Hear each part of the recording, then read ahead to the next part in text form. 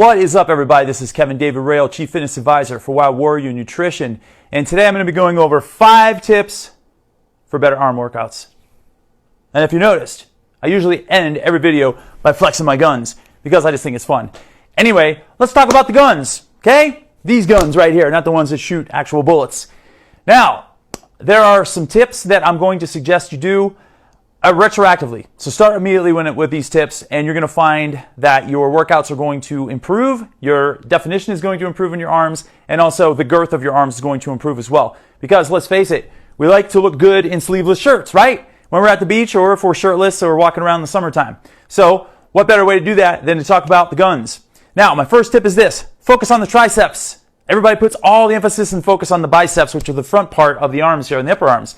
However, biceps means 2, bi means 2, tri means 3. So just do the math. There are 3 parts to the triceps, there are 2 parts to the biceps. So if we work 3 parts of muscles as opposed to 2, we're going to get more girth out of the arm. And it's usually the triceps that make the arm look big and sizable and fat. And I don't mean fat in a bad way when I'm saying that.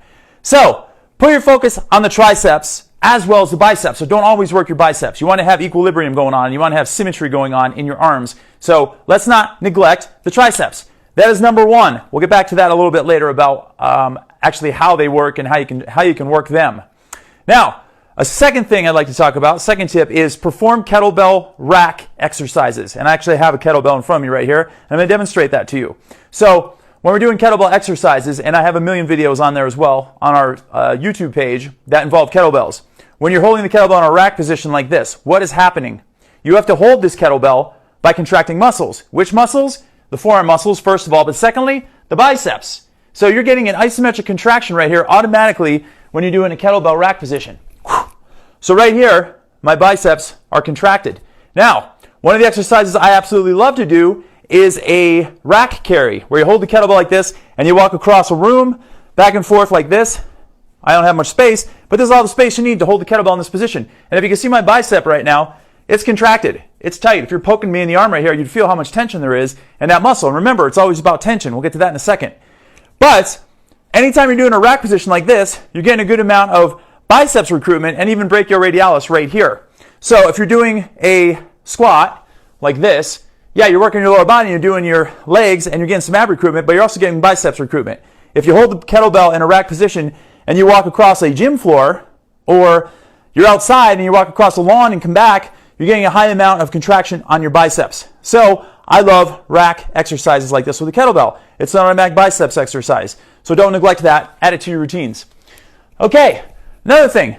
Please use a full range of motion. Please. I'm going to get on my knees and beg you. Please use a full range of motion when you're doing exercises with your biceps and triceps. I can't tell you how many times I'm at the gym and I see this happening. There's a dude, literally, who does this.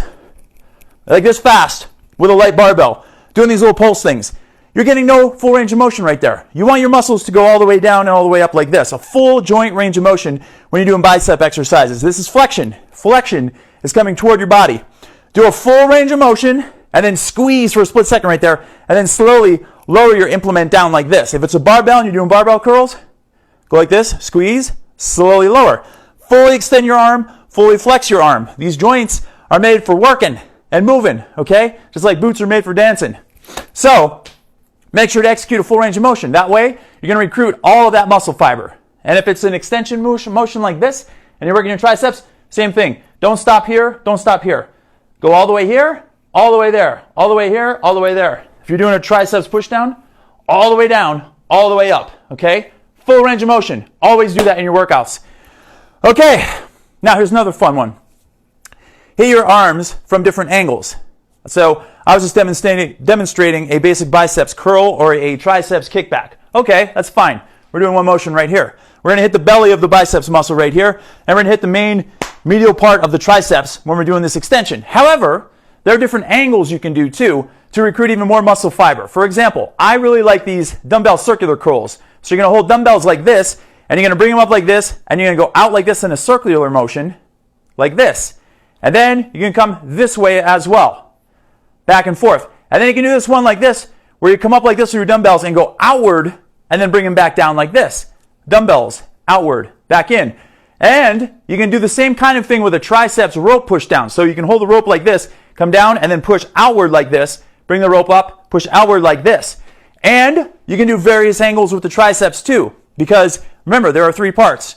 So if you're doing, say, a triceps kickback, that's fine. You got one little range of motion going on right here. But you can also do diamond push-ups like this, with your elbows slightly out. So then you have a different angle. You can do a reverse grip bench press lying on your back, where you're going like this, with your palms facing this way instead of this way. So you can do like a skull crusher, and then you can turn around and go this direction when you're lying on your back. So experiment with different angles when you're doing your triceps and your biceps. Anytime you do that, you're going to recruit more muscle fiber. And also biceps, you can go this way too. You can do like a hammer curl from this angle. You can do a hammer curl from this angle.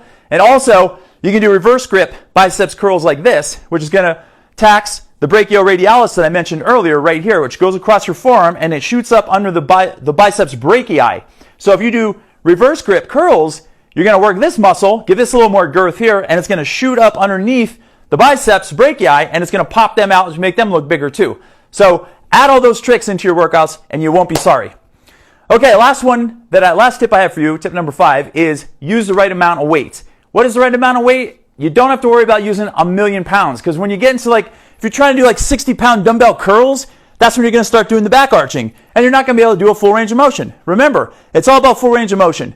The amount of weight you should use should be somewhere that you can lift 8 to 12 times with good proper form in a full range of motion. And I don't care if that's biceps curls, or if it's tricep kickbacks, or rope push downs, or reverse grip bench presses. It doesn't matter. As long as you can hit that 8 to 12 rep range with good quality form, full range of motion, that's the weight you should be using.